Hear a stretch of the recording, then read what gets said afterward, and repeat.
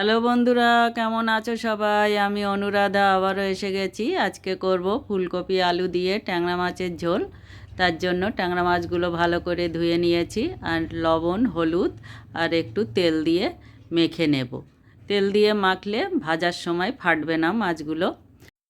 ফুলকপিগুলো সামান্য একটু লবণ দিয়ে গরম জলে 2 মিনিট ফুটিয়ে নেব। ফুলকপির মধ্যে ছোট ছোট পোকা থাকে, সেই পোকাগুলো ফুটিয়ে নিলে বেরিয়ে যায়। এবারে এদিকে কড়াইতে তেল বসিয়ে দিয়েছি, মাছগুলো ভেজে নেব। দেখো মাছগুলো ভেজে নিয়েছি, এদিকে কড়াইতে আবার ফুলকপি ভাজতে বসিয়ে দিয়েছি। ফুলকপিগুলো একটু হালকা করে ভেজে নেব।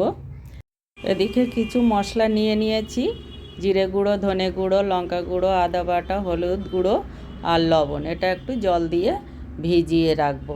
আমি কোনো পেঁয়াজ রসুন দিচ্ছি না, পেঁয়াজ রসুন ছাড়াই রান্না করছি। এদিকে তেলে ফুলকপি আলু তুলে নিয়ে দিয়ে দিলাম শুকনো লঙ্কা, তেজপাতা আর গোটা জিরে ফোড়ন। ফোড়নটা একটু ভেজে নিয়ে দিয়ে দেবো আলুগুলো একটু ভেজে নেব। আমার ভিডিওগুলো যদি ভালো লাগে লাইক, শেয়ার, কমেন্ট করে উৎসাহিত করো আর পুরো ভিডিওটা দেখার অনুরোধ রইল। আমি পেঁয়াজ রসুন ছাড়াই করছি। তোমরা যারা পেঁয়াজ রসুন ছাড়া খেতে পারো না, অনেকে আছে মাছ পেঁয়াজ রসুন ছাড়া খেতে পারে না, তারা দিতে পারো।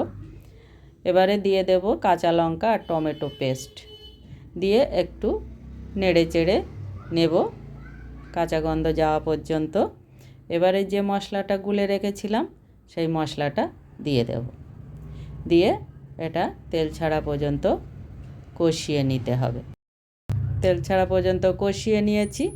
এবারে যে ভেজে রাখা ফুলকপিগুলো ছিল সেগুলোও আলুর সঙ্গে দিয়ে দিলাম, দিয়ে ভালো করে মিশিয়ে নেব। ভালো করে মিশিয়ে নিয়ে তারপরে দিয়ে দেব জল। যার যতটা ঝোল প্রয়োজন সে ততটা দেবে। আমি একটু হালকা পাতলা ঝোল করছি, সেই জন্য আর একটু দিয়েছি।